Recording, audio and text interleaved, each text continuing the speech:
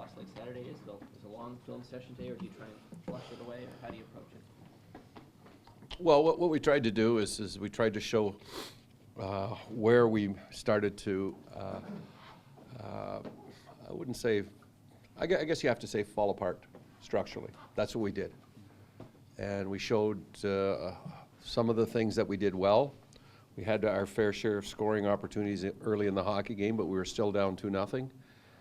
And it seemed that after a certain point, we started to wander and really not stick with the game plan. And that's what we showed. That's what we talked to.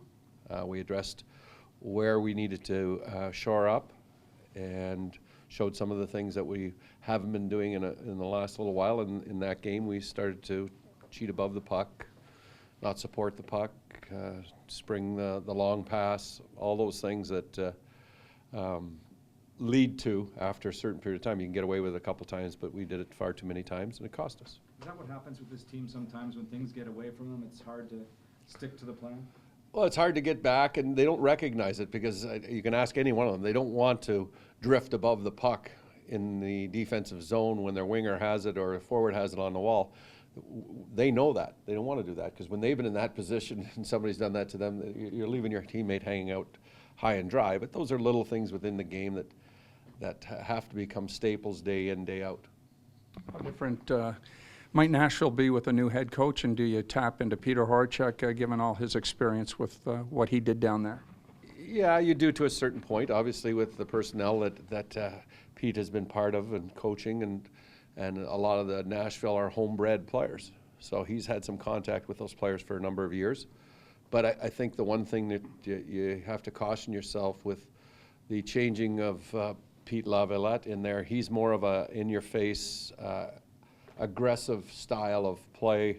That's what he likes his teams to play. So you're not going to see as much sitting back and playing cautiously. You're going to see an aggressive hockey club that's going to try and be as quick on the forecheck as they possibly can, and their D-men are going to be involved, and they're going to push the walls a lot. What are you looking at later this week for Booth? I haven't been given any kind of a time frame, but obviously when a player joins you for practice, it's a good sign. And historically, it's always been at least 2 or 3 days practice before we even consider bringing a player back. Do you expect Lupul to get in practice soon? I would expect Lupul.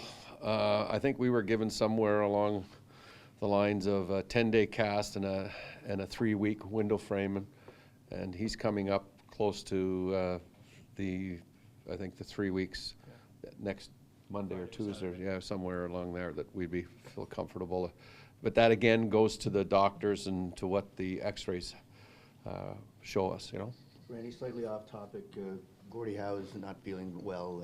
Your recollections of time playing against him, perhaps? Well, he was on a comeback, and he was actually in Hartford, and playing with his sons there, and that's the first time and only time that I'd ever experienced being on the ice with it. But to look back and to watch I think he was 52 or 53 years old, and I was like 21, and I said, holy man.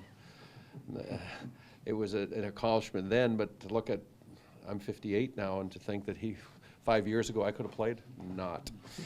You know, it's just. Did you grow up watching him at all?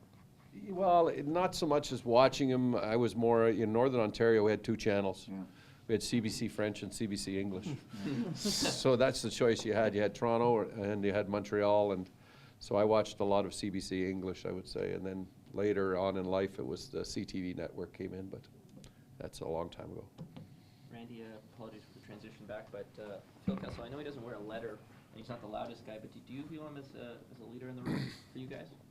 Well, I think your players, your star players, definitely have an impact in your room, you know, and those are the things that you're always trying to expand your leadership group. And as we've said before, we'd like to have 10 to 15 leaders in that room, and that's really what we're striving to get to. I know you have to talk to us on that game today. No kidding. Yes. You're well aware of that. You guys make me well aware of it. Yeah. It is in my job description. I would never expect not to have to talk to the media. Do you think players should speak? It's the players' responsibility, and it's our organization's responsibility to make sure everybody is available to the media. It's spelled out in training camp. It's spelled out on a day-to-day basis that when you're called upon, you're to be made available. Simple as that. That's what we support. I guess you could understand though, some guys are less comfortable and take losses a little harder. Again, emotions run, frustration ramps up, things like that are things that are human.